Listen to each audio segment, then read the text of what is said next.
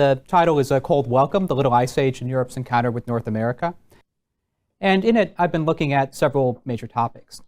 One is the contemporary perceptions and, if you will, science of weather and climate during the early colonial period. And by that I mean essentially the 1500s and the first decades of the 1600s, as the first Spanish, French, English, to a lesser extent Dutch explorers were just getting to understand the Americas.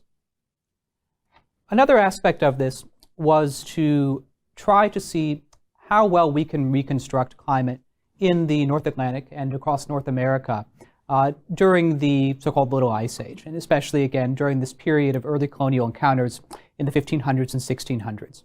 And by this I mean to see both how well we can understand that climate based on high-resolution proxy climate reconstructions from sources such as tree rings, ice cores, and lake bottom sediments, palynology, and so forth, as well as what the documentary record can and can't add to that understanding.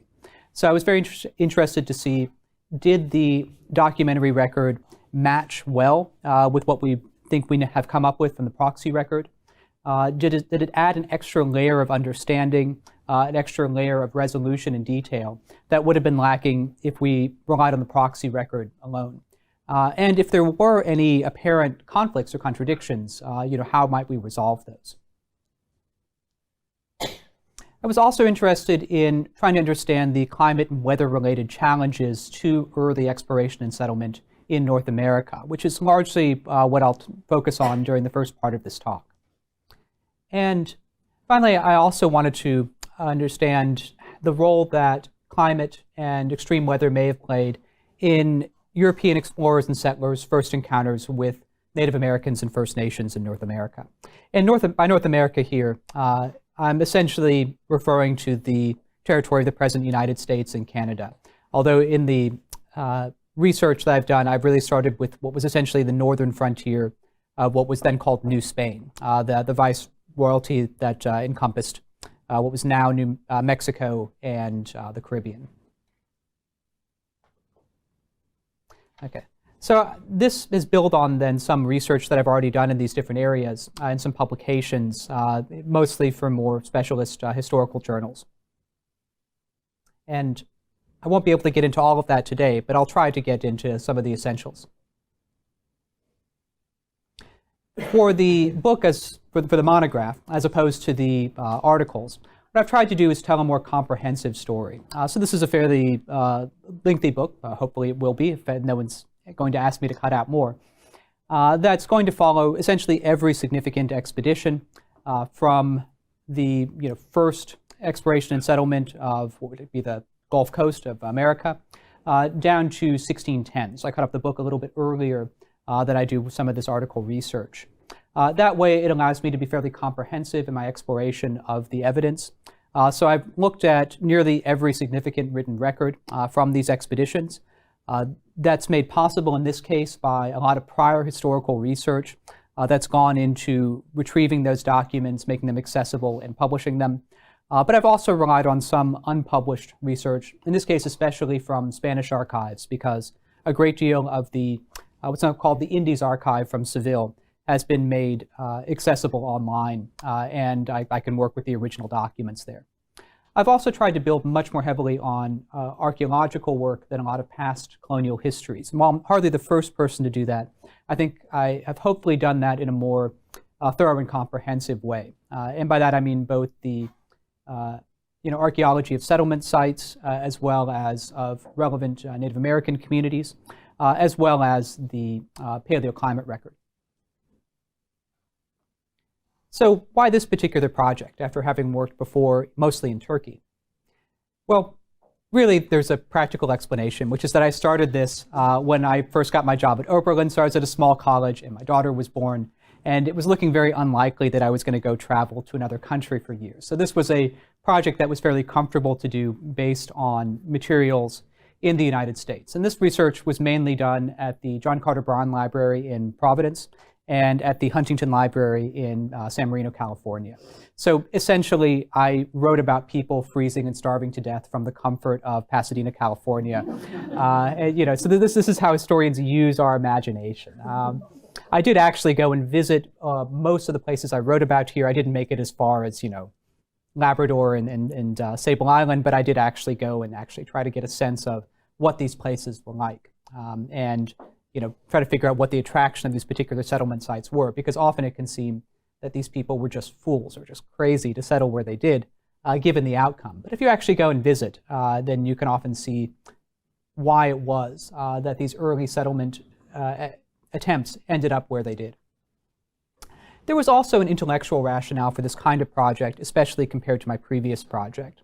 My previous project in the Ottoman Empire, which I've been discussing with a lot of you for the last day and a half now, was a project that fits into a style of history, a view of history, sometimes known as the Annales School.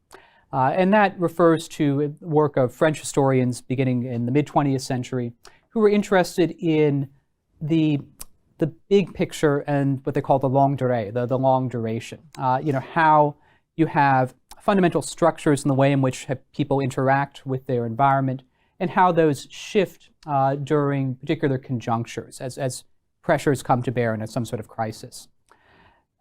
In this case, though, I wanted to be able to study events on a smaller scale in much closer detail. So rather than collecting evidence that largely came from an imperial center that was giving a big picture, a bird's eye view of what was going on, I wanted to be able to look at experiences close up, often told firsthand. So in this case, I was able to follow a number of expeditions ranging from just dozens to hundreds of people, oftentimes where we had several firsthand accounts which had survived and were published.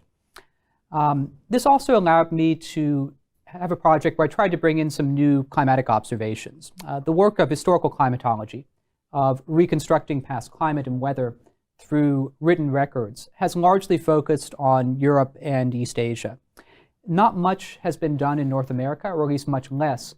And this was one opportunity to cover a fairly wide area and a whole century, albeit at very sparse coverage, given how few sources we have, but in a fairly thorough way, because most of those sources are accessible, as I talked about earlier.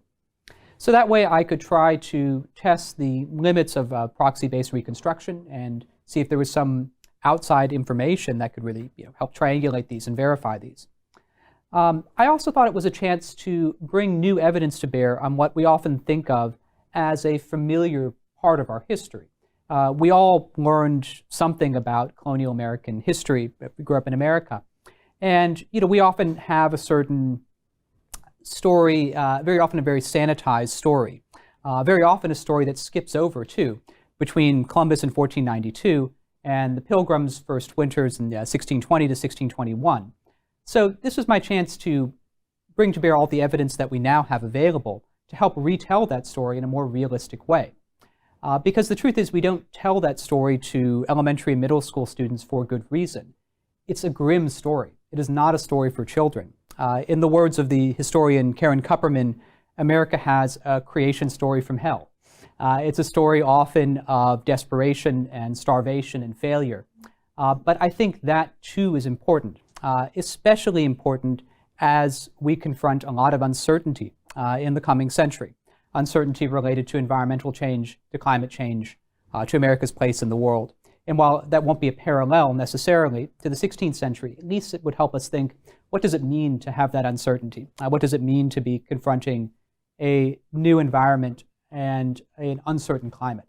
And what does it mean if we as Americans can reinterpret our own sort of national story, at least in part in that way?